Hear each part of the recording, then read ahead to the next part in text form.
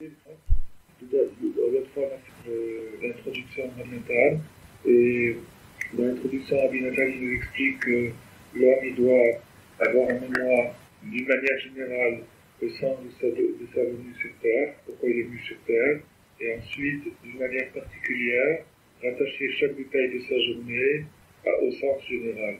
C'est-à-dire que maintenant, d'une manière générale, si quelqu'un il a une ligne de conduite générale, par exemple quelqu'un qui est représentant un marchand de respirateurs de n'importe quoi, ça c'est sa conduite générale, c'est sa règle générale. Mais en particulier, dans tous les détails de sa journée, toutes les personnes qui vont parler, il va toujours essayer de glisser un aspirateur, il va toujours essayer de voir quel est le rapport entre cette personne et sa profession pour pouvoir voir s'il ne peut pas tirer davantage. D'accord? Donc, là, on a vu que l'homme il est venu dans ce monde pour conquérir et gagner une place dans l'autre monde, qu'il ne pourrait pas avoir s'il n'était pas venu dans ce monde, parce que en venant dans ce monde, il vient dans le doute, dans l'obscurité, et donc il est sujet à s'écarter, il est sujet à ne pas retrouver son chemin. Si malgré tout il fait des efforts et qu'il retrouve son chemin, alors il gagne un bénéfice par rapport à l'état dans lequel il était avant de venir dans ce monde. Et maintenant, alors comment il peut avoir la force de retrouver son chemin puisque c'est un monde obscur, un monde de doute, précisément par tous les appels, tous les messages qu'Hachem nous lance. J'avais compris en général. Il faut qu'il ait déjà, comme tu dis, il faut qu'il ait une compréhension générale, en gros, du sens de la vie. C'est-à-dire qu'il sache à quoi sert son existence. Ça s'appelle Zikaron de Klavou. C'est-à-dire qu'il ait une mémoire, une idée précise du sens de la vie en général. Vers où elle mène sa vie, à quoi elle sert. Alors là-dessus, la réponse que la Torah nous donne, par les Mekoubalim, par les Sfarim, c'est que chaque individu vient pour réparer quelque chose, vient pour faire une réparation, réparer quelque chose, accomplir quelque chose, rectifier quelque chose qui n'est pas à l'état parfait tel que c'est maintenant, et dans cette personne, ça va arriver. Que ce soit une chose dans le domaine où elle se. Ça, c'est d'une manière générale. Donc, les Mekoubalim, la Torah nous dit que le sens de la vie en général pour un juif, c'est d'accomplir dans ce monde quelque chose, une rectification, une correction, une réparation. Et donc, c'est la raison pour laquelle il est mis dans ce monde. Sa vie a un sens général qui est de réparer.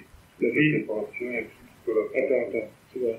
La vie en général, c'est ça. En particulier, chacun a une chose particulière à faire. Chacun a une mission qui lui est propre, qui ne peut pas être faite par quelqu'un d'autre, et qu'il est le seul à pouvoir. Personne d'autre peut faire ça. Parce que lui, il est unique, il est différent de tout le monde, donc il a une tâche particulière, une tâche unique aussi à remplir. Donc là, ça devient déjà, ça reste général, mais déjà ça commence à devenir particulier.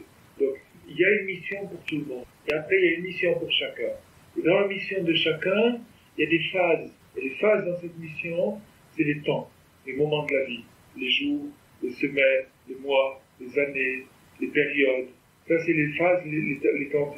Donc, tout prépare graduellement à ce que l'homme puisse accomplir ce qu'il doit accomplir. Donc maintenant, si on part du sens le plus général, qui est le sens de la vie en général, c'est-à-dire d'accomplir une réparation sur Terre, le monde a été créé imparfait, et que il a créé le monde imparfait pour que l'homme le rectifie. Et qu'en le rectifiant, il se rectifie lui aussi et gagne un supplément, il gagne quelque chose de supplémentaire, il gagne un bénéfice, un avantage. Ça, c'est le sens général. Et le sens particulier, c'est que chacun occupe une place précise et différente de tout le monde dans cette réparation générale. Et le sens particulier du particulier, c'est-à-dire le détail du détail, c'est que chaque moment de la vie et chaque situation occupe aussi une place particulière par rapport à la réparation générale que chacun doit accomplir. Si bien qu'il n'y a pas, si on suit cette règle-là, il n'y a plus un seul détail dans l'existence qui est vide, qui est sans aucun sens, qui est du temps perdu. Alors, voilà. Et donc, il n'y a plus rien non plus de neutre. C'est-à-dire que chaque moment peut être utilisé, ou bien pour me rapprocher de mon but, j'ai fait un pas de plus vers mon but, ou bien Chas v'Shalom pour s'en écarter. Lui, il n'est pas censé il n'est pas censé savoir qu'est-ce qui se passe, il est simplement censé faire son devoir, comme il le comprend aujourd'hui. Il a un devoir qui conduit. Chacun il a une conscience, chaque personne a une conscience, et sa conscience, que lui dicte aujourd'hui, c'est ça qu'il fait. Sa conscience à lui, pas la conscience d'un autre, parce que l'autre fait sa conscience à lui tel qu'il est dans sa situation aujourd'hui. Il est censé être honnête et fidèle à sa conscience, écouter ce que sa conscience veut, pas plus que ça. Et maintenant, sa conscience, selon l'état de développement qu'il a lui-même développé sa conscience, c'est-à-dire selon l'engagement qu'il a eu dans la recherche de son sens à lui personnel, de sa mission, qu'est-ce qu'il veut, du sens de sa vie, alors il en saura un petit peu plus ou un petit peu moins. Un ouvrier spécialisé, c'est déjà mieux qu'un type qui a la chaîne. Et un chef d'équipe, il sait mieux qu'un ouvrier spécialisé. Et un chef de chaîne, il sait mieux. Et un chef de fabrication, il sait mieux. Et un ingénieur, il sait mieux. Et le directeur, c'est lui qui sait tout. Akashmoku, il juge la personne après sa conscience. Si la personne sait, elle sait. Si elle ne sait pas, elle sait pas. Maintenant, il y a des choses qu'on n'a pas le droit d'ignorer.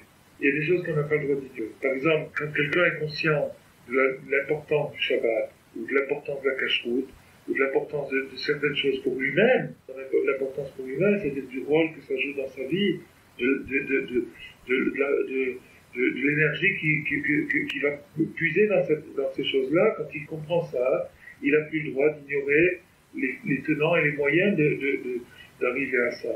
Il n'a plus le droit vis-à-vis de lui-même, c'est une faute vis-à-vis de lui-même, c'est un manquement vis-à-vis de lui-même qui se fait s'il ignore ces choses-là. Tu comprends? La même chose pour certains sadikim, et c'est une nécessité absolue de savoir d'où ils viennent et qui ils sont et qu'est-ce qu'ils sont venus d'accomplir, parce que pour eux c'est des chefs d'équipe, c'est des chefs d'aiguillage, c'est un très haut niveau. Mais pour nous, on n'est pas tenu de savoir qu'est-ce qu'on est venu faire. On est simplement tenu de le faire. Comment on peut le faire sans savoir? Automatiquement. On y est guidé justement par la providence. C'est-à-dire qu'il suffit d'être honnête, et c'est ce qu'on a expliqué dans l'autre face, il suffit d'être attentif aux indications que chacun reçoit là où il est. Quel que soit son niveau, on a expliqué que c'était juste dans les niveaux les plus inouïs, les plus incroyables et les plus inimaginables, c'est-à-dire qu'un homme puisse s'être dégradé à tel point, là-bas aussi, il y a des appels, et là-bas aussi, il y a des indications. Des objectifs à suivre dans les différents niveaux. Qu'est-ce que ça veut dire, il est objectif? C'est dans son langage. Quand on dit à un type, prends la porte, c'est dans son langage. Quand on dit à un monsieur, il est temps peut-être de penser à autre chose, c'est dans son langage. Chacun a son langage. Il y a un type, il faut lui dire, prends la porte, il y a un type, il faut le prendre par le col, et il y a quelqu'un à qui tu peux simplement dire, bon, ben, écoutez, il me semble qu'on a vu l'ensemble du problème, et lui, il comprendra que ça veut dire prendre la porte. Chacun est là où il est dans son langage. Akashmoku, il s'adresse personnellement à chacun là où il est dans son langage, et la responsabilité de la personne, c'est uniquement d'être attentive à la voix de la conscience, c'est-à-dire d'écouter ce qu'il lui dit, l'entendre, et de suivre ce qu'il lui est dit. Et s'il suit attentivement ce qui lui est dit, et qu'il essaye de mettre en ce qui lui est dit, il arrive automatiquement, invariablement, à accomplir sa mission. De faire semblant qu'on n'a pas entendu. L'épreuve, c'est de faire semblant qu'on n'a pas entendu. C'est comme si, par exemple, quelqu'un se dit, il est déjà dans son lit, il est déjà bien dans son lit, bien douillé, il a déjà bien coincé sa tête dans l'oreiller, et puis il se rappelle vaguement qu'il a laissé le robinet ouvert, et que ça risque de faire une inondation demain. Il se rappelle vaguement, mais il n'est pas sûr s'il l'a vraiment laissé ou pas. Mais maintenant que cette idée a touché sa conscience, il peut plus dormir tranquillement. Il peut plus faire semblant qu'il s'en est pas rappelé. Il pourra pas dire demain, mais je me rappelais pas, je savais pas. Parce qu'il a eu un appel. Du moment que l'appel a touché sa conscience, c'est-à-dire sa connaissance, qui sait que éventuellement le robinet est peut-être ouvert, alors son devoir c'est de lever courageusement et d'aller faire du coup. Alors s'il s'endort, d'abord il aura un mauvais sommeil, et il risque d'avoir un très mauvais réveil. Ah, non, c'est pas subtil du tout. Par exemple, le type qui est dans son lit, qui attend dans sa conscience, qui est en train de se dire, je crois que j'ai laissé le robinet ouvert, c'est pas subtil, c'est clair. C'est simplement, disons que malheureusement, étant habitué à tourner l'oreille, à pas écouter la voix de la conscience, on arrive dans un degré d'inconscience justement où il faudrait qu'on nous hurle dans les oreilles. mais Rabbi Nathan dit que précisément c'est ce que je vous fait, c'est qu'il bouille dans les oreilles et que Rabbi Nathan ne comprend pas comment il est possible d'éduquer des messages aussi gros et aussi épais et aussi immenses que chacun reçoit là où il se trouve. Alors maintenant la Torah, elle nous demande, alors donc, on avait expliqué dans l'introduction que le fait, une chose très importante qui empêche aux gens d'entendre ces messages, de bien les capter, c'est le mauvais regard qu'ils ont sur les choses, c'est-à-dire la façon pessimiste, défaitiste de voir les choses. Ça, c'est un truc terrible, c'est une espèce de fluide qui détruit tout, qui dévitalise l'environnement, et ça veut dire dévitalise l'environnement, qui fait que tout ce qui devrait avoir un sens pour nous, qui devrait être vivant pour nous, devient fade et même hostile. Je vais m'expliquer en donnant une parabole. La plupart des gens y croient que un frigidaire, il marche, c'est une boîte dans laquelle il y a un moteur, et que ce moteur produit du froid. Et en vérité, le frigidaire, c'est pas un moteur qui produit du froid, c'est un moteur qui pompe la chaleur. C'est-à-dire que dans cette boîte hermétique, il y a des calories. C'est-à-dire la chaleur que toute chose a. Maintenant, la chose d'où elle tire sa chaleur, elle tire sa chaleur du soleil. Le soleil chauffe la terre, il envoie de la chaleur, et donc les choses conservent leur chaleur, elles ont des calories, elles ont un certain degré de chaleur. Certaines sont plus réceptives à la chaleur, certaines moins réceptives à la chaleur, selon leur couleur, leur densité, leur nature. Mais en tout cas, c'est comme ça que ça se passe. Quand on le met dans le frigidaire, qu'est-ce qui se passe? Le frigidaire, lui, il va capter toutes ces calories, il va les éjecter dehors. Grâce à quoi?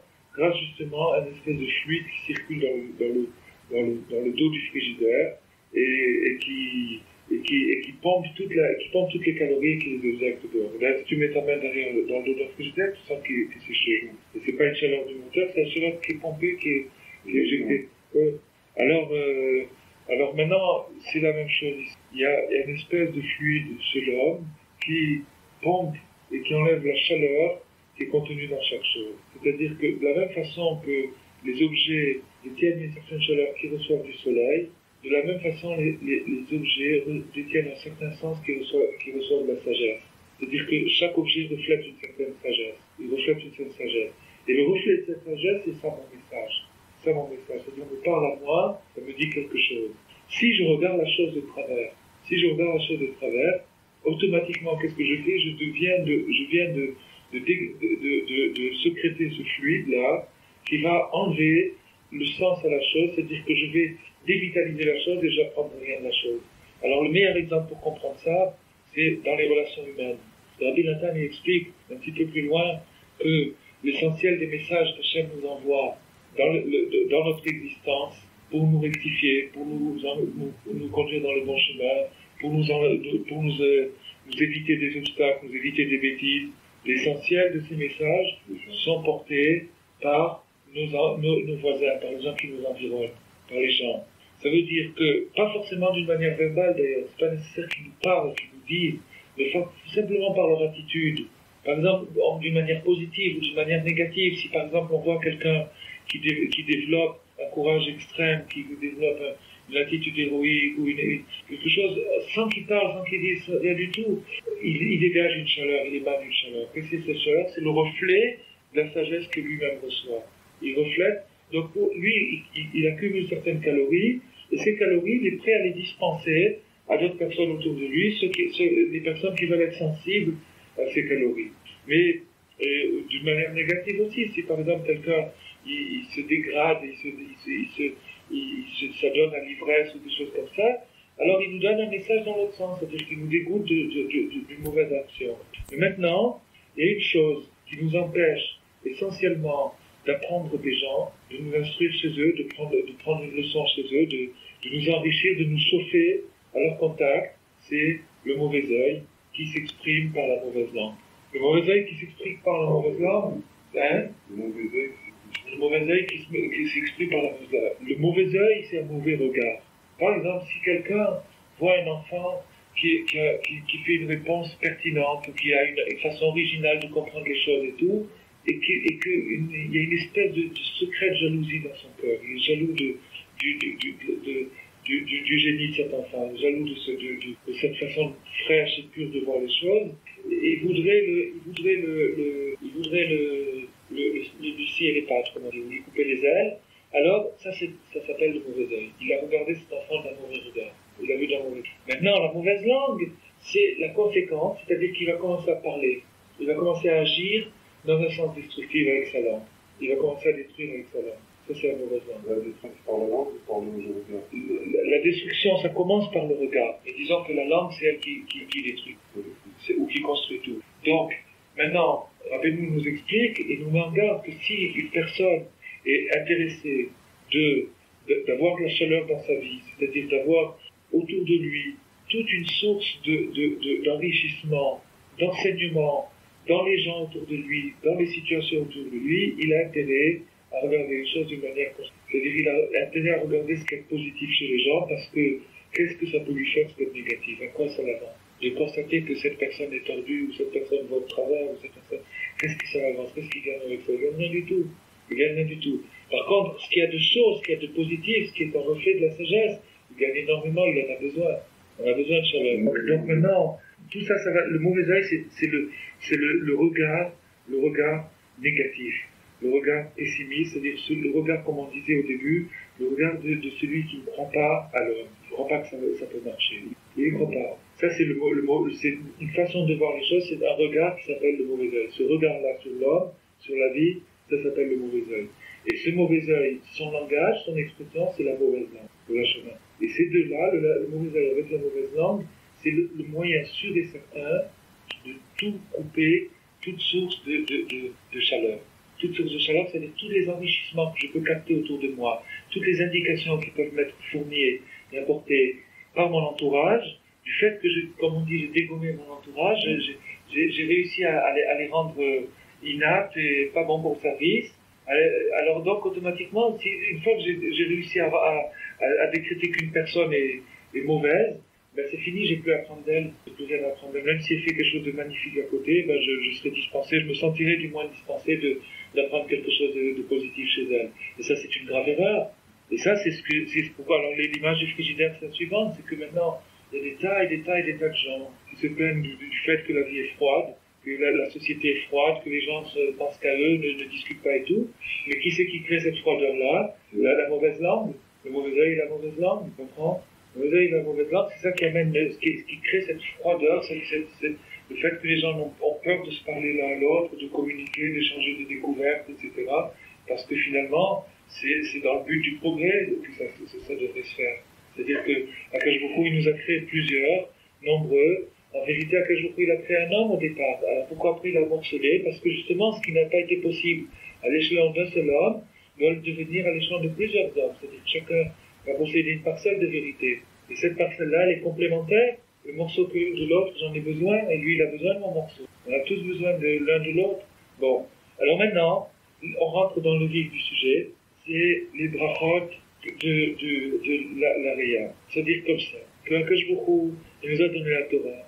Et dans la Torah, il nous a donné toutes les indications nécessaires pour nous guider vers ce que nous devons faire sur cette terre.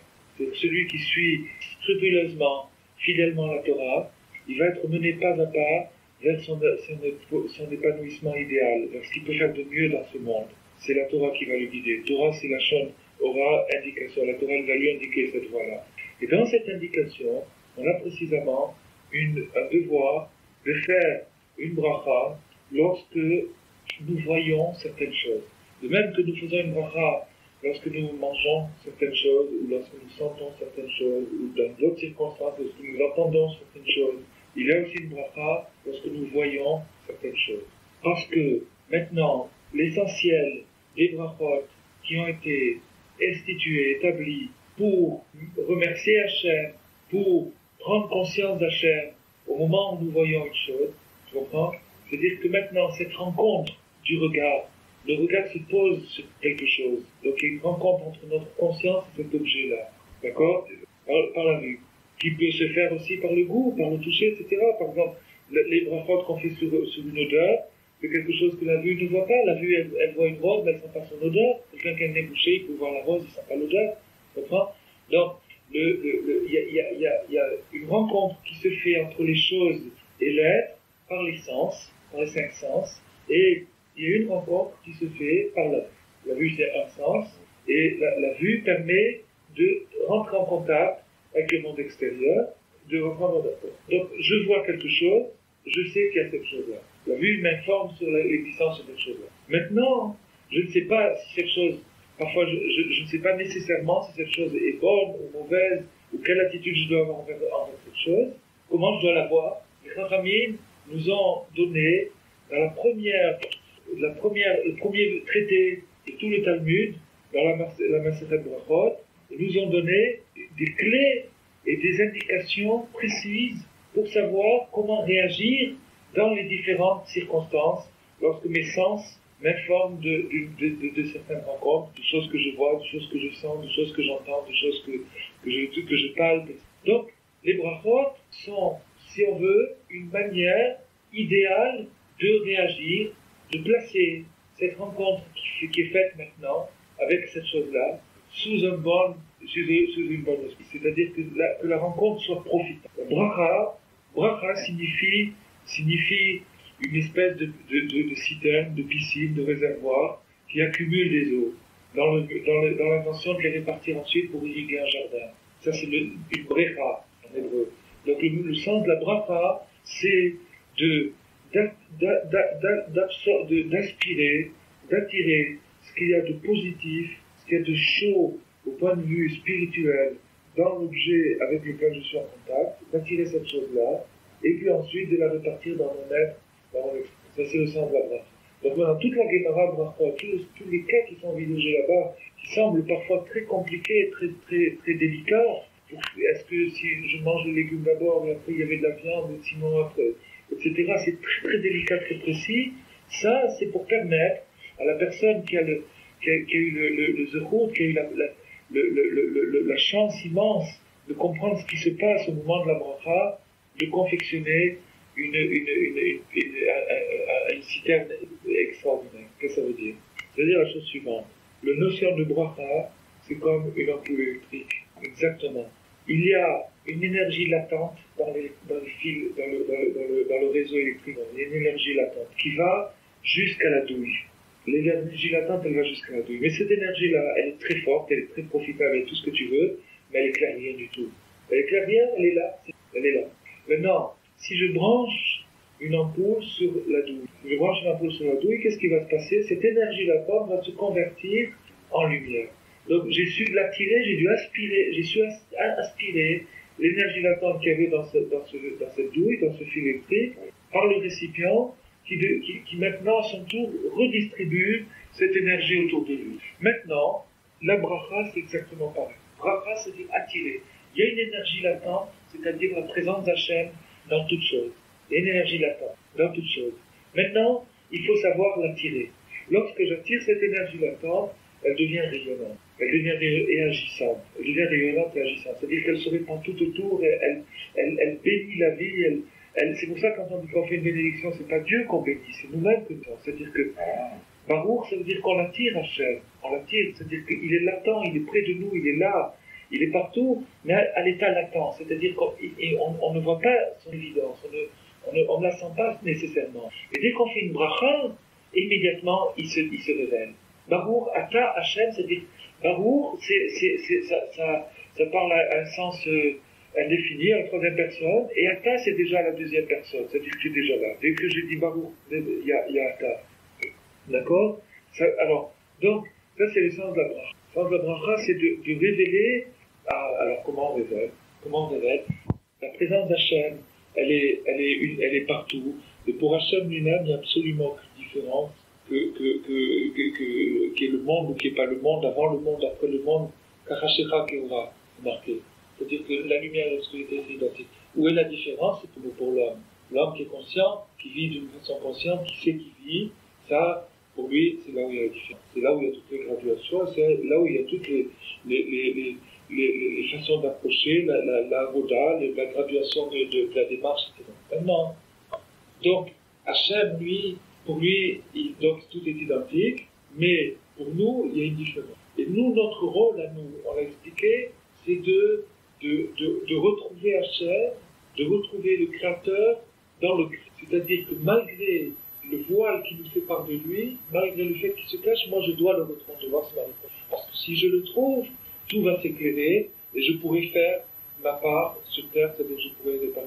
Donc il faut que je sois éclairé, j'ai besoin de lumière. Et cette lumière, c'est la sensation d'attachement avec Hachem, de présence d'Hachem, c'est ça qui veut. Alors maintenant, pour m'aider à ça, qu'est-ce qu'il fait que je beaucoup? Il m'envoie constamment des conteneurs, des récipients d'énergie. Il m'envoie constamment des doses d'énergie véhiculées à travers les vêtements, à travers les aliments, à travers le logement, à travers les contacts avec la société. Toutes ces choses-là sont des choses qui me véhiculent une énergie. Et cette énergie, elle a plusieurs degrés. Elle a un niveau évident, simple, physique. Bon, à ce niveau-là, c'est pas tellement intéressant parce que finalement, si on vivait que pour absorber de l'énergie, rejeter des déchets, absorber de l'énergie, rejeter des déchets jusqu'au moment où on absorbe plus d'énergie, on tournerait en rond. Mais il y a des degrés plus profonds dans l'énergie, de même qu'il y a un degré physique dans la matière, puis un degré énergétique. Dans l'énergie elle-même, il y a des degrés physiques de l'énergie, un degré spirituel de l'énergie, et là encore des degrés jusqu'à l'infini. Donc maintenant, le Chacham, c'est celui qui est capable, dans une chose très simple et très physique, d'aller capter le degré le plus profond, le seul, le mystère de la chose. Le mystère de la chose, c'est-à-dire son âme. Et son âme, c'est Kavirol, pour ainsi dire, pour s'exprimer ainsi, un chélek de la présence d'Hachem. Donc, lorsqu'il a, et le seul moyen de pouvoir capter ce relais, pour pouvoir, c'est la bracha. La bracha, c'est donc le trait d'union, la prise de contact, l'appel que je fais à la chose divine, la chose très forte, très puissante, qui est cachée dans cette chose-là, et qui me permet de continuer ma route, qui m'enrichit, etc. Et maintenant que tu as dit le Chacham, ça veut dire qu'un égypte qui fait une bracha, obligatoirement il arrive à tirer sur une lumière par le biais de sa bracha, ou est-ce qu'il faut avoir en tête au moment où on fait la bracha avant qu'on dise de capter cette lumière-là, Alors, il y a deux choses. Voilà, il y a deux choses. Il y a le cœur et il y a l'esprit. Il y a deux choses, il y a le cœur et il y a l'esprit. Et les deux doivent servir Hachem. Le cœur et l'esprit. Le cœur et l'esprit doivent servir Hachem. C'est-à-dire qu'il y a une façon de servir Hachem avec son cœur. C'est-à-dire, par exemple, celui qui ne connaît pas bien le sens des brachot, qui ne connaît pas très bien le sens des mots, qui ne sait pas exactement quel bracha on fait dans telle circonstance et dans telle circonstance, et pourquoi ceci et pourquoi cela, il n'a pas pu l'apprendre, il n'a pas eu le temps de l'apprendre, mais de tout son cœur, quand il veut manger une pomme, quand il boire un verre, de tout son cœur, il remercie Hachem, et alors lui, il rentre immédiatement dans le palais du roi, il rentre immédiatement la lumière se déclenche pour lui, parce que Hachem, ce qu'il veut, c'est le cœur, tu comprends? Bon.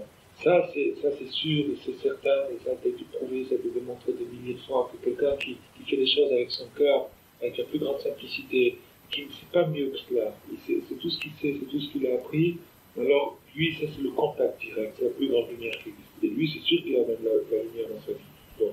Maintenant, il y a aussi une partie technique qui passe par le cerveau, de connaissance, des formes. Bon. Alors si maintenant, je vais te donner un exemple, si maintenant un roi humain voit qu'il y a un paysan qui brise les cortèges et qui se jette pour lui embrasser les pieds. Il brise tous les haies de soldats et il se jette à ses pieds, il embrasse les pieds du roi. C'est sûr que le roi il peut avoir que de la joie de ce paysan. Il peut être tout content, c'est un geste d'héroïsme, etc. Il risque sa vie et tout. Il peut avoir que de la joie. Mais par contre, d'un noble, de quelqu'un qui est à la cour toute la journée, le roi, ça ne lui suffit pas. Ça ne lui suffit pas, il demande plus de lui, il demande qu'il connaisse le protocole, il demande qu'il connaisse l'étiquette, qu'il sache se conduire, qu'à tel moment il parle, à tel moment il se taise, que quand il parle il dit tel mot, telle formule, etc. Et s'il n'applique pas l'étiquette, il risque gravement d'avoir des ennuis. Bon, bien sûr, c'est sûr. Alors, donc l'idéal, c'est quand il y a les deux, quand ce diplomate, ce courtisan, il arrive en plus à avoir du cœur, alors là ça devient l'ami du roi, Mais il faut savoir qui on est. Chacun a sa place, chacun a sa situation. Si quelqu'un, par exemple, est vraiment quelqu'un de simple et qui veut mettre tout son cœur, toute sa sincérité, il n'y a pas de doute du tout qu'il est aussi proche d'Hachem que s'il avait toute la connaissance qu'il faut.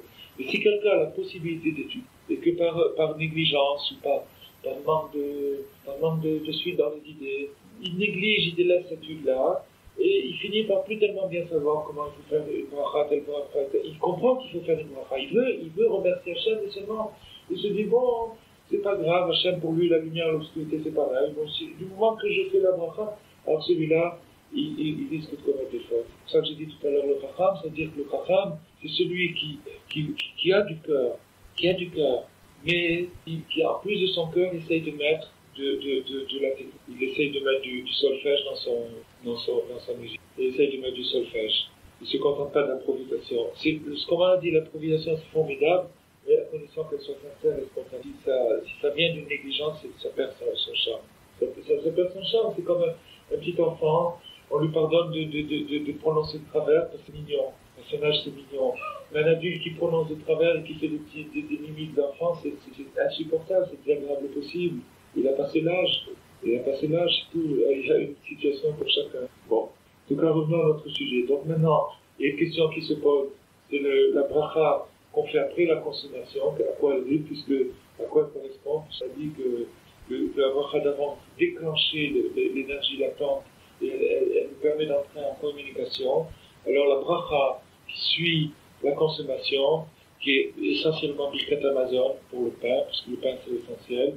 La bracha, Birkat Amazon, c'est la réussite du repas. Birkat Amazon, bracha c'est la réussite, la prospérité, Amazon le repas, la nourriture. Birkat Amazon, c'est la réussite du repas. C'est-à-dire que maintenant que j'ai déclenché cette énergie, il faut la répartir dans mon être au bon endroit, que faire pousser les doigts, faire pousser les pieds, faire pousser que l'être se développe d'une manière égale, que l'être spirituel en parle maintenant. C'est-à-dire que l'énergie puisse être irriguée et distribuée dans les bons endroits. Ça s'appelle Birkat Amazon, la réussite du repas. Birkat Amazon. Donc la bracha Hamoda, la bracha qu'on fait après, sert justement à introduire, à répartir et à gérer cette énergie qu'on a reçue grâce à la bracha Rishona. La bracha Rishona a permis le déclenchement. Alors maintenant, pour rester dans l'image de la parabole de l'ampoule, donc si quelqu'un se demande pourquoi la bracha sous cette forme, etc., pourquoi précisément comme ça et pas autrement, et pourquoi.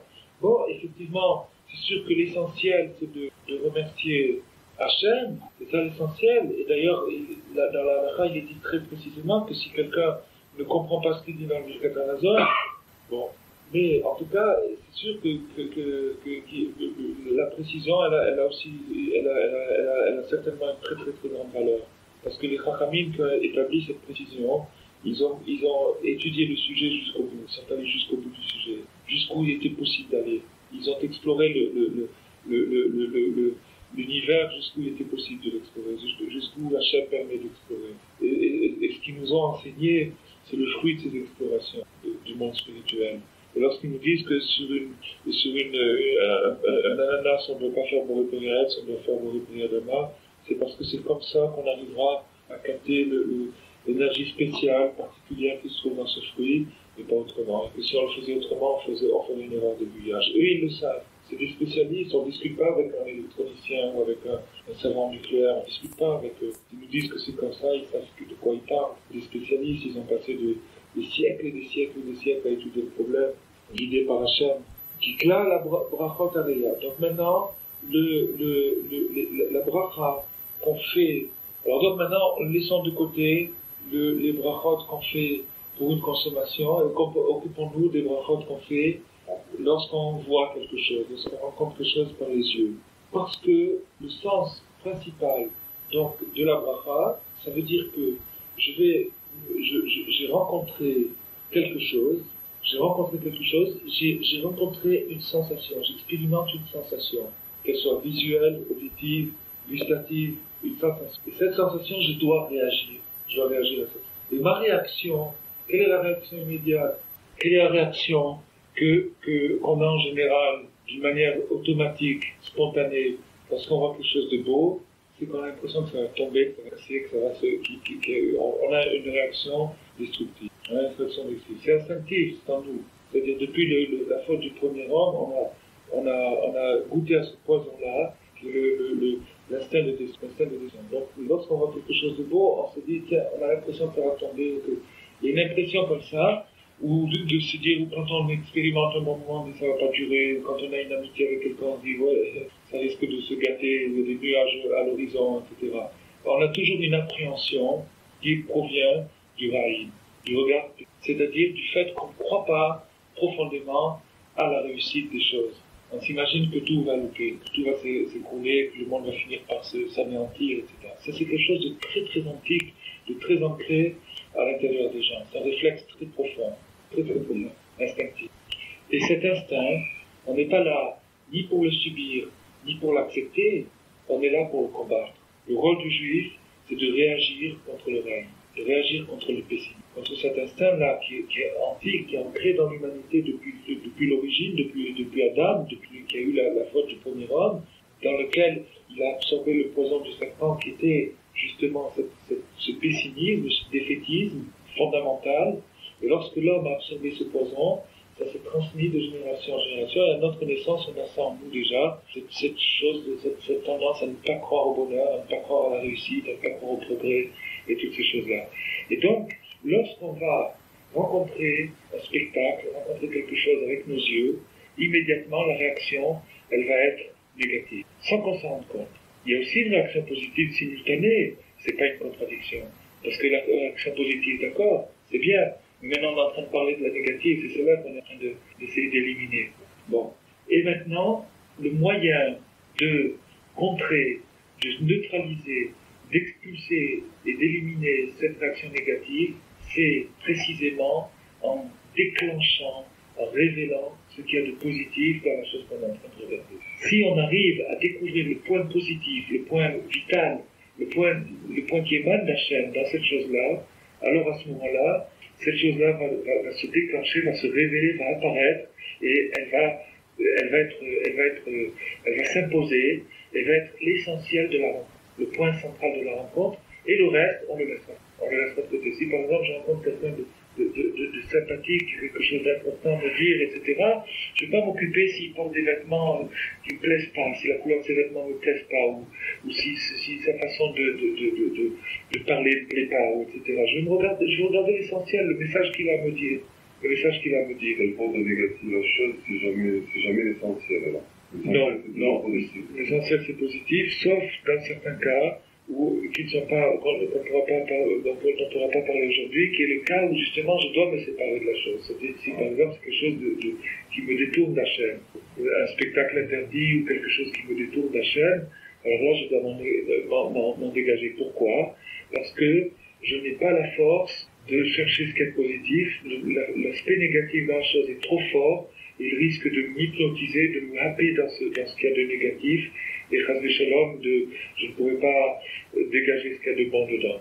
C'est d'ailleurs le sens de tout ce qui est interdit par la Torah. Tout ce que la Torah nous interdit, c'est parce que nous n'avons pas la force humainement de dégager ce qu'il y a de positif dans la chose, même s'il y a du positif ici dans la chose.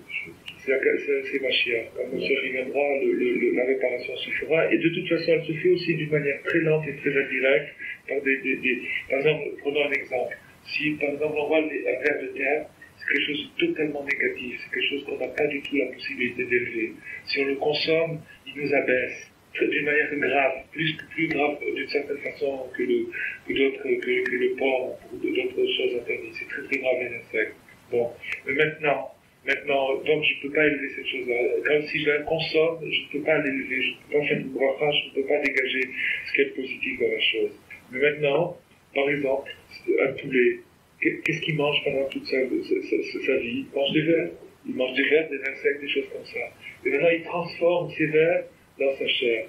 Et sa chair, après la shrita, après avoir fait les préparations nécessaires, je peux la consommer. Donc, graduellement, la chose a pu s'élever. Mais moi, je ne peux pas sauter des étapes et aller prendre cette chose-là et essayer de l'élever, parce qu'au contraire, c'est elle qui va m'abaisser. Donc là, c'est la même chose. Il faut bien savoir que dans les choses à voir, il y a des choses à ne pas voir. Dans les choses qui sont visibles, il y a des choses à ne pas voir, parce que ce sont des spectacles qui dégradent la personne. C'est-à-dire que on n'a pas le temps de digérer que déjà le poison est là. Comme il y a des consommations qui dégradent des champignons empoisonnés ou des médicaments très dangereux, ou des produits chimiques qui tuent, des poisons tout simplement, et des poisons pour l'œil aussi. Il y a des poisons pour l'œil, il y a des choses qui rentrent par l'œil et qui détraquent la conscience, de la même façon qu'un poison détraque la vie. Donc ces choses-là, je ne dois pas les voir. Il y a des choses que j'ai le droit de voir, il y a des choses que je dois voir, que j'ai une mitzvah, oui, des choses qu'il faut voir. Par exemple, nous réitérons un moto pour les tzitzit, il faut les voir. Et puis il y a des choses qu'il faut voir. Et puis il y a des choses qui, en les voyant, je peux et je dois m'instruire. D'accord? Je peux, je dois m'instruire. Donc ça c'est les choses, on va les appeler les choses possibles. On va les appeler les choses possibles. C'est-à-dire qu'il y a des choses impossibles, on les met de côté. Il y a des choses acquises, on les met de côté aussi. C'est-à-dire des choses qui ont un profit immédiat et sans problème, on les met de côté aussi. Les tzitzit, par exemple, on ne fait pas une bracha quand on regarde les tzitzit. Pas une bracha quand on regarde les tzitzit. On n'a pas besoin de faire une bracha pour ça, parce que le simple fait de les regarder, l'enrichissement se fait par le fait de les regarder. Maintenant, il y a des choses qui sont possibles, qui ne sont pas encore acquises, mais qui sont possibles. Et ces choses-là, du moment qu'elles sont possibles, il y a donc un enrichissement dedans. Pour ça, je les appelle possibles. Mais il y a aussi une possibilité de ne pas s'enrichir, c'est-à-dire de voir de travers, d'être pessimiste à leur sujet.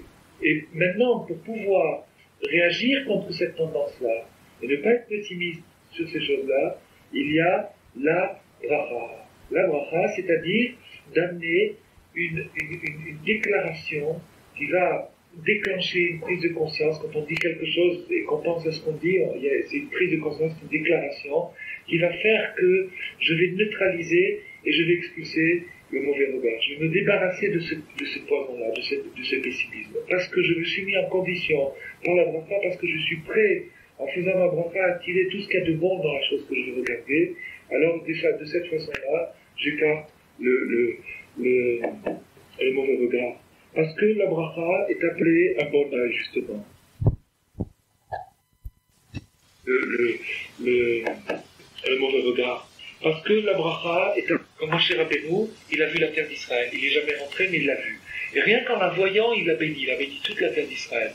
Il avait un œil tellement bon, et il avait un tel... Moshe Rabbeinu, c'est juste le contraire de tout ce qu'on a dit tout à l'heure, du mauvais œil, de la mauvaise langue, etc. Moshe Rabbeinu, c'est le bon œil, la bonne langue, tout ce qu'il y a de positif, de confiance, d'optimisme, de tout ce qui nous mène vers le progrès véritable, c'est Moshe Rabbeinu. Et donc ça s'appelle le bon œil. Quand il voit quelque chose, il le voit d'un œil. Et c'est pour ça qu'il a permis à tout le peuple juif de faire teshuva, parce que lui, il voyait chacun d'un bon œil. Il voyait tout ce qu'il y avait de positif chez chacun. Dans la nature, une chose, c'est la façon dont on la regarde. Pour nous. Parce que dans tout ce que nous voyons autour de nous, nous devons essayer de capter, de déceler des messages pour servir Hachem, pour nous rapprocher de la perfection d'Hachem, particulièrement lorsqu'on voit quelque chose de spécial, de nouveau, d'extraordinaire, quelque chose qu'on ne voit pas tous les jours. Quelque chose qu'on ne voit pas tous les jours. Mais le mauvais œil veut glisser son emprise dans chaque chose que nous voyons et nous faire oublier la mémoire dont on parlait au début. C'est-à-dire qu'il veut, par tous les moyens possibles, distraire notre attention du point principal de la chose. Il y a quelque chose qui se présente sur notre route, quelque chose de spécial, de nouveau, d'inattendu, et on doit donc établir un rapport entre cette chose et le sens général de notre existence, c'est-à-dire trouver Hachem dans cette chose-là, et pour ça il faut une lucidité, il faut une bracha, il faut une prospérité, un climat de largesse, de générosité, une bracha, et le mauvais œil lui il veut pas. Il veut nous détourner de l'enrichissement qui est possible dans cette chose-là. Alors c'est pour ça que les sages ont institué la bracha sur toute chose spéciale qu'on rencontrerait. Car par la bracha, qui est un acte de générosité, une bracha c'est un acte de générosité, qui a une prise de conscience dans le sens de la générosité, de bracha, de fécondité, d'abondance, alors on arrivera à neutraliser l'effet négatif du mauvais œil, c'est-à-dire à ne pas regarder la chose d'un œil distrait ou d'un œil pessimiste, Et de cette façon, on pourra, grâce à cette chose, se rappeler du sens général de la vie, c'est-à-dire d'Hachem, du Dieu, à travers toutes les choses qu'on rencontrera autour de soi. Il n'y a pas une bracha sur toutes les choses, mais la bracha en général, ça va être une prise de conscience pour toutes les choses qui sont autour de soi. C'est-à-dire qu'en fait, si, il y a une bracha sur toutes les choses, c'est-à-dire que toutes les brachot qu'on fait le matin au lever, elles enveloppent pratiquement toutes les choses qu'on a rencontrées dans la journée. Et ceux qui font attentivement les brachot le matin, en vérité, c'est quelque chose d'extraordinaire, les brachot du matin. On ne fait pas assez attention. C'est pas vraiment des consommations, mais toutes les situations qu'on va rencontrer dans la journée, elles sont incluses dans les brachot du matin. Et puis ensuite, pour les choses importantes, que les Chachamim ont jugées importantes, ils ont fixé une bracha. Ils ont fixé une bracha. Et ça, c'est là. Alors maintenant, le sujet essentiel de cette étude, c'est que maintenant, lorsque on rencontre un ami qui nous est cher, un ami auquel on tient, quelqu'un à qui on est très proche, très lié, et qu'on n'a pas vu depuis un certain temps, les Chachamim nous ont dit qu'on doit faire une bracha. C'est la bracha de Shehecheyanu. On doit faire la bracha de Shehecheyanu. Shehecheyanu, ça signifie on remercie Hachem, on prend conscience, on remercie Hachem, et on dit merci Hachem de m'avoir fait vivre jusqu'à maintenant, et de m'avoir fait atteindre Shehecheyanu, Vekiemanu, de m'avoir maintenu, Vekianu Lazmanadé, de m'avoir fait atteindre ce moment-là où je vois mon cher ami. Ça c'est la bracha de Shehecheyanu pour un ami. On l'a fait aussi sur d'autres choses. On l'a fait sur un ami. Quand on n'a pas vu un ami depuis un certain temps. Pourquoi?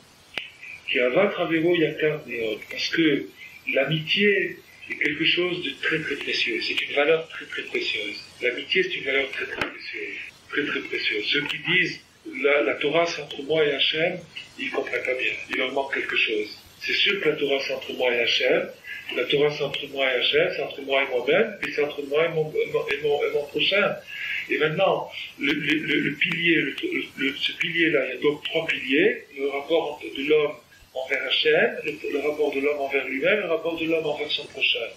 Maintenant, le rapport amical qui peut exister entre un homme et son prochain n'est pas du tout quelque chose de facultatif ou de secondaire, c'est quelque chose d'essentiel, aussi bien s'il y a une table à 3 pieds qui manque un pied, alors la table est par terre. C'est un élément vital et indispensable de l'amitié. On ne parle pas simplement de l'amitié, c'est-à-dire d'avoir des relations amicales, des relations cordiales et amicales avec son frère. Pourquoi? Parce que l'amitié, c'est juste le contraire opposé du mauvais œil. Voir quelqu'un d'un bon œil, l'aimer, être ami avec lui, ressentir de l'amitié pour lui, c'est juste le contraire de la destruction. Et on le voit très bien que quand il y a des amis, on couvre tout, on regarde pas leurs défauts, on regarde pas les bêtises qu'ils font, et s'ils arrivent en retard, on se fâche pas. Plus on aime quelqu'un, plus on couvre sur ses défauts. Al-Kol Peshaïm, Techasé Ahava. Sur toutes les fautes, l'amour couvre. Ça veut dire que plus on aime quelqu'un, plus on ne pense qu'à chercher ce qu'il y a de bon chez lui et à délaisser le mauvais côté. On s'en occupe pas. Bon. Donc l'amitié est donc un moyen de chercher le bon, c'est donc un moyen de gagner la lumière, de gagner ce qu'il y a de positif chez les gens, et en même temps de repousser l'obscurité, de repousser le pessimisme, de repousser la destruction. Bien sûr. Adraba, non seulement il n'a pas un mauvais œil, non seulement il n'a pas envie que son ami rate son existence, soit malheureux et soit pauvre, mais au contraire, il veut qu'il réussisse, il veut l'encourager, il veut que tout aille bien dans sa vie, que tout aille bien dans sa famille, il veut de son bien, il lui veut du bien, et quand il le voit, il est très très content. Ça déclenche en lui une joie. Et ça, cette attitude-là, c'est quelque chose d'extrêmement précieux. C'est une valeur juive, c'est une valeur fondamentale, l'amitié. C'est une valeur fondamentale. Pourquoi? Car grâce à ça, on peut rencontrer Hachem, se rappeler d'Hachem. Grâce à l'autre, grâce à l'amitié est un canal qui permet à l'homme de rencontrer une partie d'Hachem dans le cœur de l'autre. Bien sûr, l'autre possède une valeur que moi je n'ai pas. il possède une connaissance que moi je n'ai pas. Moi je ne peux pas tout avoir. J'ai simplement un point. Lui, il a un autre point. Si j'ai des rapports amicaux avec lui, je vais donc capter le point qu'il a lui et que moi j'ai pas. Et donc je vais m'enrichir d'un point que je n'aurais jamais pu. Hein? C'est le seul moyen. L'amitié, c'est-à-dire c'est la condition sine qua non du passage, du transfert d'un domaine à l'autre. C'est-à-dire du domaine de la personne, d'un être à un autre. Il n'y a que l'amitié, que les bons rapports, les bonnes relations qui permettent un échange. Sinon, il n'y a pas d'échange. On voit bien quand des gens sont tendus, ils ont des mauvais sentiments l'un envers l'autre, ils n'arrivent pas du tout à communiquer. Il n'y a pas de communication, ils ne peuvent pas s'apprendre l'un à l'autre. Tout ce que l'un dit, l'autre l'interprète de travers, et ça c'est le mauvais œil. Et donc l'autre, si on a su ménager avec lui des rapports amicaux, il nous amène vers la chaîne. Si on a su le voir comme il faut et pas de travers, si on a su ne pas le démolir, ne voir que ce qu'il y a de négatif et de méchant chez lui, mais au contraire on cherche ce qu'il y a de bon, de positif chez lui, alors si finalement en voyant cette chose positive, on rencontre Hachem. C'est Hachem, c'est une partie d'Hachem. Le bon qu'il y a chez lui, c'est une partie d'Hachem. C'est lui qui va nous amener C'est lui qui va nous amener par ses paroles, par ses regards, par ses attitudes, il va nous transmettre une chose qu'on ne pouvait pas s'imaginer tout seul, une chose qu'on ne pouvait pas trouver tout seul. Et si on a ces rapports-là avec le majorité des gens de conséquence, alors nous expliquons les tzadikim. Tzadikim, ils s'arrangent à être en bon terme avec tout le monde. Comme ça, ils apprennent de tout le monde. On comprend bien. Et Zéou Chacham, alors même Nicolas Adam, c'est-à-dire que ça veut dire qu'il est en bon terme avec tout le monde, donc il apprend de tout le monde. Il ne se cache pas, il ne s'énerve pas, il reste calme, il ne juge pas l'autre de travers, il n'essaye pas de l'accabler. Automatiquement, alors la société devient un livre pour lui, il apprend de tout le monde, il n'est pas bloqué sur la personne. C'est là qu'il y a une petite en plus sur un livre. Ah, ben, naturellement, puisque c'est là où il y a un enrichissement. Et c'est pour ça que vraiment, on fait la bracha qui nous a fait vivre. Pourquoi? Car l'essentiel de la vie et de l'énergie dépend du fait qu'on a aboli la haine et l'esprit d'avoir raison, de toujours avoir raison de tout. Ça, c'est l'énergie de la vie. C'est-à-dire qu'une personne vivante, une personne énergique, elle est vivante, énergique, dans le sens spirituel, on parle maintenant, bien sûr, parce qu'il y a aussi un sens négatif à l'amitié, c'est quand des gens sont complices pour faire le mal. Et ça, on ne parle pas de ça. Maintenant, on parle dans un sens progressif, dans un sens du progrès. Donc, si on arrive à annuler la haine et l'esprit d'avoir raison à tout prix, c'est-à-dire de conquérir l'autre, de vouloir lui imposer ses vues, et qui proviennent du mauvais œil, et qu'on arrive à aimer l'autre, c'est-à-dire son prochain, alors à ce moment-là, on a trouvé une source d'énergie inépuisable, jusqu'au dernier jour, tant qu'on a la possibilité de rencontrer des gens, ça devient inépuisable. C'est pour ça qu'il y a des gens qui n'ont pas la possibilité d'étudier beaucoup, mais qui ont la noblesse de caractère d'appliquer ce qu'on est en train de dire ici, c'est-à-dire d'essayer de juger les gens favorablement, de ne pas les voir toujours sur le côté le plus négatif.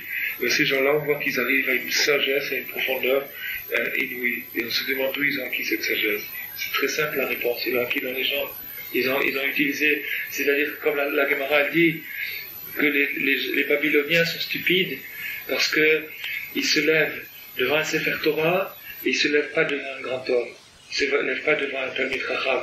Alors ils sont stupides, pourquoi? Parce que le Talmid Chacham c'est un Sefer Torah vivant.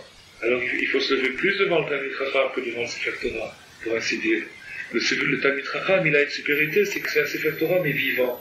Parce que le Sefer Torah c'est un Sefer Torah. Alors la même chose ici, c'est que dans une certaine mesure, chaque personne est un Sefer Torah vivant. C'est-à-dire que chaque personne qui est attachée à la Torah, qui est attachée à la communauté, il porte en lui une vision des choses qui est originale, unique, propre à cette personne, et qui est une lettre de la Torah, une partie du Sefer Torah. Et donc si je ne me lève pas, c'est-à-dire si je ne donne pas de respect à cette personne, je ne pourrai pas voir cette lettre-là, et donc mon Sefer Torah, il lui manque une lettre, il est complètement pas sourd. La Sefer Torah, il manque une seule lettre, il est complètement pas sourd, on ne peut pas faire la lecture de là. on fait une mauvaise lecture, c'est pas une lecture cachère. La lecture cachère de la Torah, c'est quand il y a toutes les lettres. Quand est-ce qu'il y a toutes les lettres? Lorsque j'arrive à accepter tout le monde, à inclure tout le monde dans la communauté, et non pas repousser les gens. Alors Rabbi Nathan il explique que chaque élément qui compose l'ensemble du monde, c'est-à-dire les 4 éléments, chaque élément possède une nature différente des autres éléments, et pas seulement une nature différente, mais une nature opposée. Par exemple, l'eau qui est opposée au feu, le feu qui est opposé à l'eau, la terre avec l'air, l'air avec la terre. Les éléments sont de nature différente et opposées. Et donc, pour que une chose puisse se maintenir, il faut que chaque élément joue son rôle, mais pas qu'il dépasse sa place, pas qu'il dépasse son rôle. S'il dépasse son rôle, il empiète sur l'élément voisin, et automatiquement ça crée un déséquilibre, et même, Chazé Shalom, l'annulation de la chose. Comme par exemple le cas des maladies. Le cas des maladies, c'est un désordre, un déséquilibre dans les éléments qui composent la personne. Alors, maintenant, donc, il est nécessaire que chaque élément ait un esprit combatif, qu'il ait une certaine agressivité, c'est-à-dire qu'il affirme son propre rôle, ce qu'il a à faire, par exemple sa chaleur si c'est du feu, son humidité si c'est de l'eau, etc. Mais jusqu'à une mesure bien précise. S'il dépasse cette mesure, il empiète sur les éléments voisins, et donc c'est le déséquilibre, à ce moment-là c'est la maladie. Quand ils coopèrent tous ensemble, ils sont tous en train de travailler pour composer un être ou une chose. Donc ils ont un but commun. Oui. Ki Hashem Yitbarach bara kol habriya bishvil nitzachon lekdusha. Parce que Akadosh Baruch Hu a créé le monde entier pour une raison, c'est pour qu'il y ait une victoire du sacré, c'est-à-dire une victoire des valeurs sacrées. Ce qui est sacré, ce qui est pur, doit être victorieux. Donc, du moment qu'il y a cet esprit de victoire, et donc un esprit de conquête qui nécessite une certaine agressivité, il faut avoir envie, il faut avoir une combativité au moins, il faut avoir une combativité. Et donc ça exclut aussi la passivité, la mollesse, mais cette combativité, elle doit être mesurée. Mais elle doit être mesurée, mais elle doit exister. Tout a été créé pour l'homme. L'homme, c'est le point central de toute l'existence, de toute la création. Et l'essentiel de la valeur, la supériorité de l'homme sur le reste, même sur les anges, les malachim, qu'est-ce qui fait la supériorité de l'homme sur le reste des êtres créés? En quoi est-ce qu'il est supérieur? Est-ce que c'est parce qu'il est plus léger, ou plus lourd, ou plus grand, ou plus beau, ou plus habile, ou plus intelligent, ou plus rusé? C'est rien du tout. Si on prend chacune de ces qualités isolément, on trouve des êtres qui sont de loin beaucoup plus perfectionnés sur ce domaine. Et même si on les prend dans l'ensemble, on trouve que l'homme est loin d'être le plus privilégié dans la création. De loin, c'est une créature très faible, qui n'a pas beaucoup de défense, qui a un instinct très peu développé, qui a des grandes difficultés à subvenir à ses propres besoins, alors qu'il y a des êtres, comme par exemple les plantes, qui ont leur subsistance apportée. Il y a des êtres encore plus perfectionnés sur ce domaine, c'est les minéraux, qui n'ont pas du tout besoin de l'extérieur pour subsister. Et pourtant, ils ont une existence. Le minéral n'a pas d'existence, mais il a une existence. Son existence, elle consiste à conserver une structure. C'est-à-dire une structure donnée qui fait qu'une chose soit un diamant, une autre soit un caillou, et une autre soit de l'or, une autre soit du sable. Et ces structures sont très précieuses, très utiles. Il y a des choses très importantes dans le minéral. Et ces structures-là, c'est-à-dire les propriétés de la chose, son infrastructure et sa forme extérieure, ça, il faut une force extraordinaire pour tenir ça ensemble. Ça s'appelle le corps à domaine, la force minérale. D'accord? Et donc, il y a une vie, il y a une forme de vie qui est au ralenti, qui est immobile, presque, apparemment, disons, mais qui est une vie, et cette vie-là, elle est totalement autonome. Le minéral n'a pas besoin de l'extérieur pour se nourrir. Donc, on voit que sur ce point-là, au moins, il est supérieur à l'homme. Bon. Et si on remonte, plus on remonte les degrés de la création, on se rend compte que plus un être est développé extérieurement, c'est-à-dire plus qu'il a des facultés qui s'expriment, qui se voient, et plus il a des difficultés à gagner sa vie. plus c'est difficile, moins la parnassa est évidente. C'est comme ça. Non, plus la personne est développée, plus c'est dur. Ah oui. L'homme, c'est le plus difficile. Hein? C'est une échelle inversée, c'est une pyramide à l'envers. C'est que de la même façon que les pouvoirs s'affinent en montant vers le haut dans les règnes, plus on va vers le règne humain, plus les pouvoirs se raffinent et se raffinent et se raffinent. Mais inversement, la faiblesse s'augmente aussi. Ces pouvoirs, ces pouvoirs-là, ils vont avec eux aussi, avec des faiblesses énormes. C'est dû, on va voir tout de suite à quoi c'est dû. On va voir. Hein? Il y en a qui mangent la terre d'argile. Hein? Non. Il faut qu'il y ait un birou, il faut qu'il y ait une intervention, alors que par exemple les animaux mangent des choses où il n'y a aucune intervention. Et les plantes encore plus. Ouais, c'est-à-dire sans bouger, sans déplacement. Parce que l'animal, il a déjà un déplacement. Il y a des animaux qui font des migrations. Et l'être humain, sa parnassa, sa subsistance, c'est encore moins évidente que tout le reste de la création. Donc on voit alors pourquoi on posait cette question, parce qu'on se demandait en quoi est-ce que l'homme est supérieur. On voit que sur beaucoup de domaines, il est, par exemple, un castor, il vient au monde, il sait construire sa maison, un oiseau, il sait construire son nid. Chacun vient avec son instinct, il vient avec sa fourrure, il vient avec son vêtement, il vient avec sa nourriture, il n'a pas de problème comme l'homme. Alors que l'homme, il a que des problèmes au départ, et il arrive très rarement à les résoudre complètement. Donc on voit qu'il est gravement handicapé par rapport au reste de la création.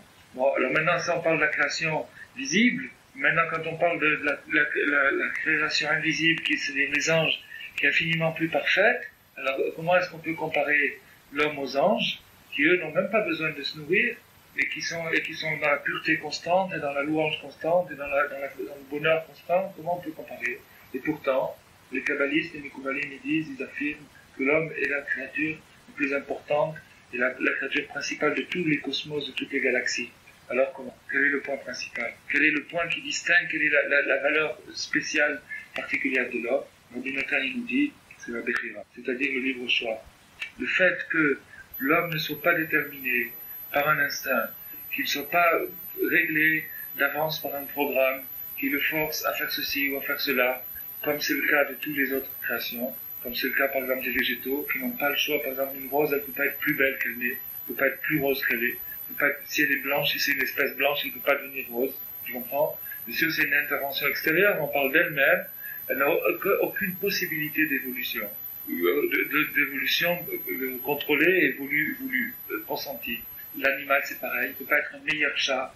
Un renard, il ne peut pas être plus rusé qu'un autre renard. Une vache, elle ne peut pas être plus vache qu'un autre.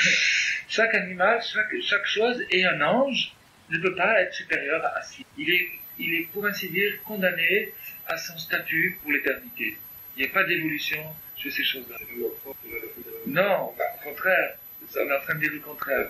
Ouais. C'est-à-dire que maintenant, par le fait que toutes ces choses-là sont déterminées, réglées d'avance comme des robots, par un instinct qui est soigneusement fixé par le Créateur, au départ, depuis le départ, alors ces choses-là n'ont donc aucune chance d'évolution, c'est-à-dire aucune chance de progrès. Tandis que l'homme, oui, il a une chance de progrès. Lui, il a une chance de progrès. L'homme, il a une chance de progrès. Il peut se dépasser, il peut grandir, il peut évoluer. Parce que les autres, rien ne peut évoluer que l'homme. Rien ne peut évoluer que l'homme. Il n'y a que l'homme. Et son évolution dépend d'un seul facteur, c'est son choix. C'est-à-dire les choix qu'il fait dans sa vie. Au long de sa vie, il a amené à faire des choix. C'est-à-dire qu'il est posé constamment devant des alternatives, devant des situations où il faut aller à droite ou à gauche. Et il a un bagage qui lui est donné, qui est personnel, qui est différent pour chacun. Le bagage de la conscience est différent pour chacun. Et avec ce bagage, il lui est posé certains problèmes de correspondance. Jamais des problèmes supérieurs. Jamais. Ça, c'est une affirmation que jamais un problème supérieur n'est posé à l'homme. Bien sûr. Non.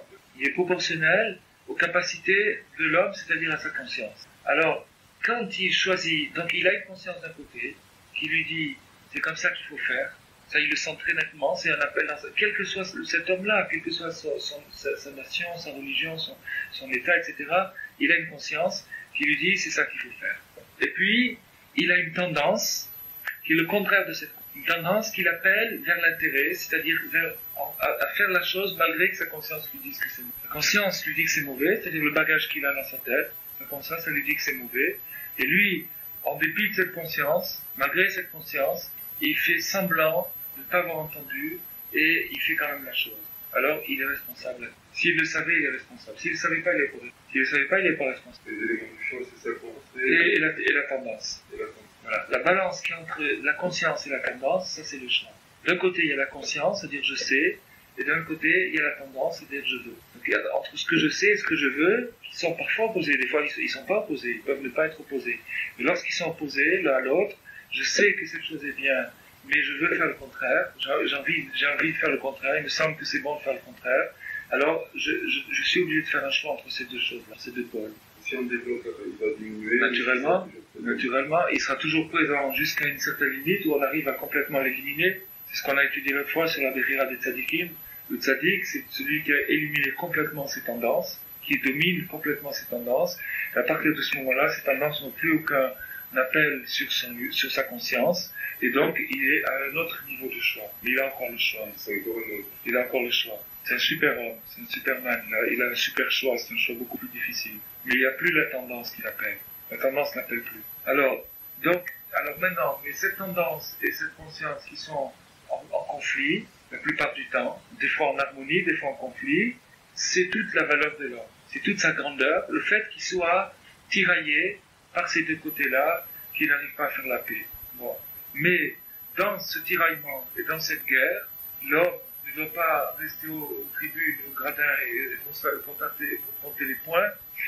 Il doit prendre parti, et cette prise de parti, c'est aussi l'effet de sa conscience. C'est aussi l'effet de sa conscience. C'est-à-dire que si sa conscience lui dicte, mettons dans un moment où il est calme, où il a l'esprit qui n'est pas troublé par ses tendances, un moment où il a l'esprit calme, et au profit d'une réflexion, ou bien d'une discussion avec quelqu'un, il arrive à affirmer son choix, c'est-à-dire à dire c'est dans ce sens-là que je veux aller.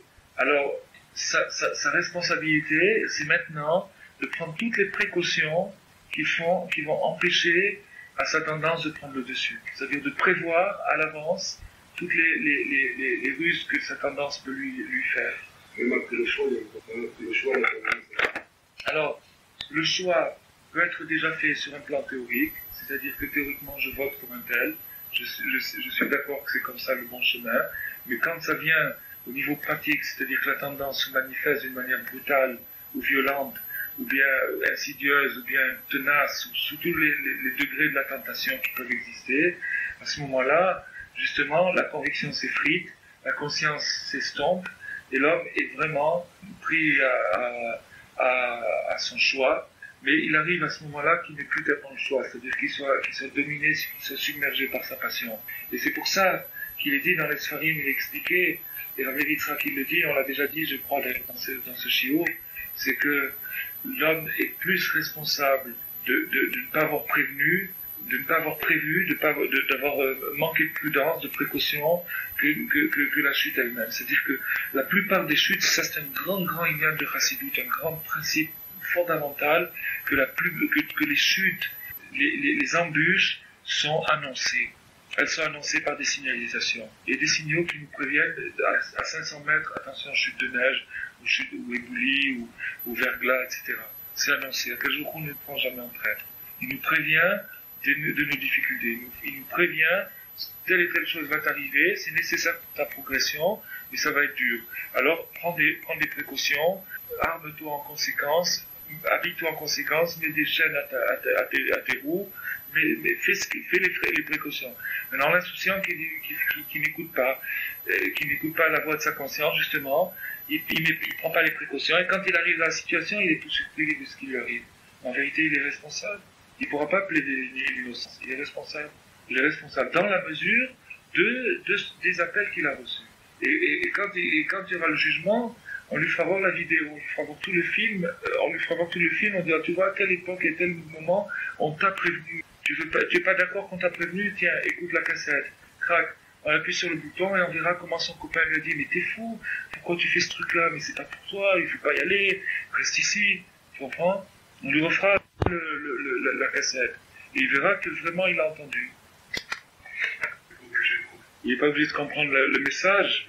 Bon, effectivement, le fait de comprendre le message, de l'interpréter correctement, c'est une étude une étude de toute une vie. Et tu vois bien que quand on veut passer le permis de conduire, il faut passer le code. Bien sûr que si quelqu'un il se lance sur la route, il ne connaît pas le sens des signaux, on l'a prévenu, mais il n'a pas su comprendre le message. Là, c'est la même chose, il y a une étude, il y a un apprentissage des signaux, des appels qu'Hachem nous fait, et c'est exactement comme le code de la route, il y a telle chose de dire ceci, cela, il y a une mesure dans laquelle il faut prendre le signal, et pas plus, pas moins, et donc c'est ça sa responsabilité. Bien sûr, s'il n'a pas eu le moyen de faire ses études et qu'il ne sait pas, ça enlève beaucoup de sa responsabilité. Alors, donc maintenant l'homme, il est... Donc on le dit d'ailleurs, on le dit dans le langage courant, en général, quand on parle, on ne fait pas tellement attention à ce qu'on dit, et il y a des étincelles de bon sens qui circulent dans tous les langages. Dans l'Agmara, il y a toute une collection dans l'Agmara de ce qui s'appelle Imreinche. Imreinche, c'est des dictons populaires, qui sont des dictons populaires qui émanent de la population, qui ne sont pas du tout composés par des sages, qui sont des dictons populaires, mais que les Chachamim, les Tzadikim, ont intégré dans la Gemara. Ils ont intégré, c'est-à-dire ils ont fait un birour, ils ont appelé ces choses-là, ils ont retrouvé la chokma de la Torah dans ces paroles-là, et ça s'appelle les Imreinche. Et il y a dans un sefer où ils sont tous collectionnés, dans les droits Talpiot, ils les ont tous collectionnés, tous les Imreinche, tous les dictons qu'il y a dans le chasse. Et donc maintenant, donc, dans le dicton populaire, dans le langage populaire, le langage courant, on dit la voix de la conscience. Qu'est-ce que ça veut dire la voix de la conscience? Ça veut dire que le bon sens commun, l'homme moyen sait, ou doit savoir, puisqu'il a entendu dire ça toute sa vie, qu'il y a une certaine voix qui nous appelle. Il y a une certaine voix qui nous appelle. Et pour nous, c'est pas une certaine voix, c'est la voix d'Hachem, tout simplement. C'est la voix de l'Ashgacha, la voix d'Hachem, la voix de la Torah. Ça, on sait d'où elle vient, on sait. Il y a une Mishnah dans Pirkei Avot qui dit, le Kol Yom Vayom, Batkol Yotzet Mi'achorev, Machezet, Umeret Oilahem Labriot, Yelbona Shel Torah. Chaque jour, il y a un écho qui sort de la montagne de Chorev et qui annonce aux créatures malheur aux gens, malheur aux créatures de la honte que subit la Torah. La honte, ça veut dire la honte d'être délaissé, d'être abandonné. C'est une voix qui sort, un écho qui sort chaque jour du Chorev. Alors Baal Shem Tov pose la question, si c'est comme ça, on devrait l'entendre. Si elle sort tous les jours du Mont Chorev et qu'elle dit ça, une chose très importante apparemment, et on devrait l'entendre. Et pourtant on voit qu'on l'entend pas. Alors la question se pose autrement. Alors pourquoi elle sort si on l'entend pas? Tu comprends? Ou bien on devrait l'entendre puisqu'elle sort, ou alors puisqu'on l'entend pas, elle ne devrait pas sortir. L'un ou l'autre. Alors Baal doit lui dire en vérité, elle sort et on l'entend. Et il y a un exemple, tu te rappelles quand tu étais venu, il y avait un exemple extraordinaire. C'est qu'on avait expliqué, en lisant justement quelque chose, en faisant une étude sur les Talmidim du Baal Shem Tov, sur la pensée des Talmidim du Baal Shem Tov, que lorsque un voleur s'introduit dans une pièce sombre et qu'il essaye de voler quelque chose, il entend un craquement. Ce craquement veut dire tu ne voleras pas. Ce craquement, c'est une ishtal shelut, c'est une répercussion, un écho, justement, parce que la Mishnah nous parle d'un écho, pas d'une voix directe, pas d'un son direct. Un écho, c'est-à-dire que ça tape quelque chose et ça rebondit. Donc, c'est-à-dire que le son n'est pas direct, c'est pas un appel direct. Tu ne voleras pas. À ce moment-là, il n'y aura personne qui volerait. Il n'y aura personne qui vole un écho. Et donc, maintenant, ce craquement que le voleur entend et qui le fait sursauter, c'est un écho de tu ne voleras pas. C'est la répercussion de ça. Et il le sait, il l'entend, il le perçoit. S'il veut être sensible, il sent qu'il est en train de faire quelque chose de mal. Mais le mal, le vice, la responsabilité de l'homme, c'est d'endurcir son cœur et de renoncer, de refuser cet appel. De faire semblant, de tourner l'oreille, de faire semblant qu'il n'a pas compris. Tu comprends? Ça, c'est la responsabilité, ça, c'est la faute de l'homme. Voilà. Donc ça, c'est quelque chose... Alors ça, c'est bien sûr un des aspects importants de la Bechira, du livre. C'est-à-dire qu'en vérité, l'homme ne peut pas plaider innocent sur le fait qu'on l'a pas prévenu, parce qu'en vérité, on l'a prévenu. On l'a prévenu. Un homme n'est puni que s'il a été prévenu, s'il a été averti. S'il n'a pas été averti, il est responsable. Tinok Shenishba, un petit enfant qui a été emprisonné par des brigands, et donc qui a été, depuis son enfance, déraciné du monde de la Torah, de l'environnement de la Torah, il a la responsabilité que d'un seul corban pour des centaines de Shabbatot qu'il a profité. Donc, la responsabilité, elle est fonction de la conscience. Mais, alors c'est là où il y a quelque chose, il y a une finesse qu'il faut essayer de pas louper. Alors si c'est comme ça, je vais ne pas développer ma conscience, comme ça je minimise ma responsabilité. Tu comprends? Je vais m'arrêter d'apprendre, comme ça j'en serai moins, et si j'en sais moins, je serai moins puni. Ça marche pas.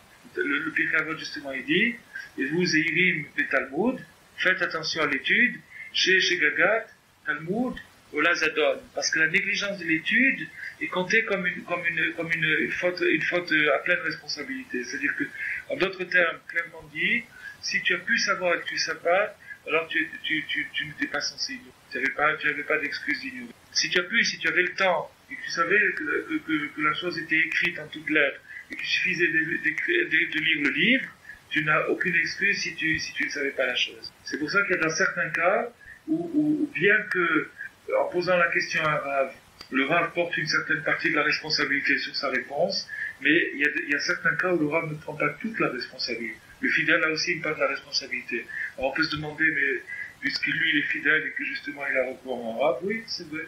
Mais ça ne peut pas se faire qu'il se décharge complètement de sa responsabilité. Il y a une responsabilité de ça. Voilà. Donc il y a un engagement, c'est-à-dire que selon sa conscience, selon ce que sa conscience lui dit, il a l'obligation de se lever et de s'engager, de prendre parti et de vaincre, de combattre ces tendances. Les tendances qu'il a. Personne ne minimise les tendances, on sait très bien qu'elles sont très fortes, mais nous on ne doit pas les laisser les mains dans les poches et les bras croisés. On doit lutter, on doit essayer de faire ce qu'on peut. Rabbeinu il a dit un petit peu, c'est bien aussi. Si on arrive à un petit progrès dans toute une vie, c'est quelque chose de formidable. C'est quelque chose de formidable sur la chaîne de l'humanité, l'immensité. Un petit progrès, c'est beaucoup. Surtout qu'en sachant ça, en se dirigeant dans ce sens-là, c'est pas un petit progrès qu'on fait, c'est des grands progrès, des pas de géants. C'est des clés extraordinaires. Ça ouvre l'esprit, ça ouvre la conscience. Bon. Donc maintenant, toute la noblesse et le privilège de l'homme, c'est ni sa force, ni sa beauté, ni sa grandeur, ni son génie, ni quoi que ce soit, tout ça. Parce que tous ces attributs, on peut lui trouver des êtres qui lui sont supérieurs, on peut le voir dépasser sur ces points-là, mais sa force, sa grandeur, sa noblesse, c'est le fait qu'il soit justement aux prises à ces deux forces-là opposées, c'est-à-dire la force de la conscience et la force de la tendance. C'est le seul. Il existe une petite prina de Bechira, un petit aspect d'autonomie chez d'autres êtres créés, comme par exemple la Terre, quand elle n'a pas pu produire des arbres qui soient aussi en même temps des fruits, comme on voit dans les Midrashim, ou bien certains animaux qui se sont révoltés, ou bien certains anges qui sont révoltés aussi, mais c'est loin derrière l'homme. C'est à certains moments de l'histoire, pour certaines raisons bien précises, un aspect de liberté est accordé à la chose, d'autonomie. Mais loin. Est-ce que l'homme, il baigne depuis sa naissance jusqu'à sa mort, il n'est que dans l'autre. C'est ça son drame et c'est ça sa grandeur. Alors nous, on est là pas pour compter les points, on est là pour prendre parti. Voilà, pour prendre parti, c'est-à-dire pour nous engager dans la lutte contre les tendances, dans la lutte contre la mesquinerie, contre l'infantilisme, et on doit prendre parti, on a les moyens. Les moyens, c'est la Torah. La Torah, c'est notre arme, c'est elle qui nous permet de combattre tout ça. Et la Torah, c'est elle-même la conscience. On parlait tout à l'heure des appels, on parlait des signaux, des appels, etc. Des fois, on s'imagine que les appels, ça doit nécessairement être des signes hiéroglyphes, extraordinaires, une violente, ou quelque chose de fabuleux. Oui, c'est vrai, il y a ça aussi. Mais il y a quelque chose de beaucoup plus évident, c'est l'étude du texte. C'est-à-dire que si quelqu'un s'astreint à avoir une étude régulière dans les Sfarim, qui prend le Sefer au début, et qui le suit régulièrement tous les jours, il fait un morceau selon ses possibilités. Bon. Eh ben, il va se rendre compte que s'il fait ça sérieusement, il va se rendre compte que très souvent, son morceau d'étude lui donne les nouvelles du jour. S'il le sait. S'il connaît cette clé, s'il porte cette clé qui est un des grands enseignements du Baal Shem Tov et de Rabbeinu, s'il connaît cette clé des Remazim, des appels, il va se rendre compte que s'il suit un CDR régulier, quotidien, très souvent, son étude du jour porte le message de la journée, le journal, les nouvelles du jour. Qu'est-ce qu'il a besoin de savoir? Et maintenant, c'est extraordinaire, il faut mentionner ça. il y a ça c'est au niveau individuel. Chacun n'a pas la même régularité, le même rythme, la même cadence. Mais il y a une cadence collective qui s'appelle la sidra. La sidra, c'est une cadence collective, c'est-à-dire, on voit, il y a le din qui dit Chayav Adam, Le'ashlim Parashutav, Imatzibur. C'est-à-dire que là, sur le niveau de la sidra, de la paracha hebdomadaire, tout le monde marche à la même cadence. Tout le monde marche à la même cadence. Alors, tout le monde est tenu de suivre cette cadence. Même si c'est le plus grand ignorant qui s'appelle lire, il doit suivre cette cadence et lire son texte de Chumash. Mais les Sfarim nous disent que la portion hebdomadaire, la sidra, de la semaine, c'est un renouveau, on la revit à chaque fois. C'est-à-dire que les événements majeurs et mineurs qui se sont produits dans chaque sidra se reproduisent chaque année, dans chaque semaine où il y a cette sidra qui est. Dans le monde entier. C'est-à-dire que chaque jour prend essence du jour qui correspond, par exemple, tu vois dans la paracha, il y a on appelle 7 personnes, de Rishon jusqu'à Shevi, du Kohen jusqu'à Acharon. Ces 7 personnes correspondent aux 7 jours de la semaine. Le jour du dimanche, on commence Rishon. Et le Shabbat, on arrive à Shevi. Et le Shabbat, on relie tout ça, c'est-à-dire qu'on fait la récapitulation, le bilan de toute la semaine. Donc, si quelqu'un est attentif, et qui veut avoir des indications sur comment il doit vivre sa journée, il n'a qu'à, le matin, au lieu d'ouvrir un journal, il n'a qu'à ouvrir son Chumash lundi. Il n'a qu'à ouvrir son Chumash, et s'il est attentif, et s'il est sensible, et s'il lui manque d'indications, il voit les Mefarshim autour, il voit Rashi, il voit le Targum, il voit le Orach Chaim HaKadosh, il voit le Ramban, chacun selon son degré, ses possibilités, eh bien, il va être capable de voir un éclaircissement, une lumière sur la journée qu'il va vivre aujourd'hui. Malheureusement, pour nous, on ne peut pas le faire en permanence parce qu'on manque de cette sensibilité, parce qu'on écoute trop souvent nos tendances, mais plus on arrive à ouvrir l'oreille, à se sensibiliser à ça, et plus on voit des choses merveilleuses. Des fois, vraiment, une phrase du Chumash, de la sidra d'aujourd'hui, peut réellement nous sauver d'une grave erreur. Ou bien nous amener à faire une action très importante, très positive, qu'on n'aurait jamais eu le courage de faire, si on n'avait pas vu le morceau de la semaine qui nous... Et d'où l'excellente coutume quand il y a une fête, un mariage, une bar mitzvah, une brit mila, et que quelqu'un doit prendre la parole, de toujours rattacher l'événement présent à l'horloge générale, à l'engrenage. C'est-à-dire que c'est comme des engrenages, des petites roulettes qui doivent coïncider avec les grandes roulettes. Donc l'événement présent, il doit s'emboîter, s'harmoniser avec l'événement général de tout l'État d'Israël, qui est la sidra de la semaine. Et c'est pour ça qu'on fait toujours une sidra. Et plus le darshan est habile, plus il arrivera à trouver des points pertinents où l'événement d'aujourd'hui est vraiment, on le trouve dans la sidra de la semaine. Sur le nom du Khatan, ou le caractère de la Kala, etc. Il pourra trouver des rapports. Bon.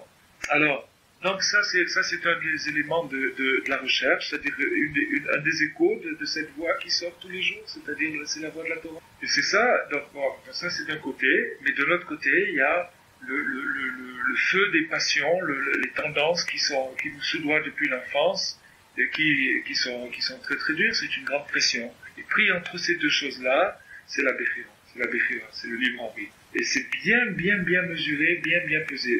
Il y a un exemple. On voit par exemple que aujourd'hui, de nos jours, on assiste à une recrudescence de l'intérêt pour tout ce qui est occultisme, paranormal, parapsychologique, mystique. Toutes les tendances, toutes ces choses-là, de l'au-delà, toutes les choses qui sont paranaturelles, qui parlent de choses surnaturelles, elles sont de plus en plus à la mode. Alors maintenant, on se dit, il y a 10 ans, moi je parlais de ça, mais les gens souriaient, ou ils écoutaient pas, ou ils trouvaient ça complètement déplacé. Aujourd'hui, tout le monde en veut. Alors, maintenant, quelqu'un qui cherchait la Torah il y a 10 ans, il y a 20 ans, alors que ces choses-là n'étaient pas encore à la mode, beaucoup moins, où c'était l'avant-garde. Il avait, dans sa recherche, une hésitation qui provenait de la froideur des gens, de son entourage. Quand il parlait de surnaturel, quand il parlait de malachim, quand il parlait de tchouva, quand il parlait de kashrut, on lui riait au nez, parce qu'on lui rétorquait le rationalisme, le scientifisme, etc. Bon, aujourd'hui, c'est presque le contraire. si quelqu'un est rationaliste ou quoi que ce soit, il paraît ridicule, parce que il y a beaucoup de travaux, beaucoup de choses qui ont fait surface, de recherche, qui ont démasqué un certain ridicule dans le rationalisme.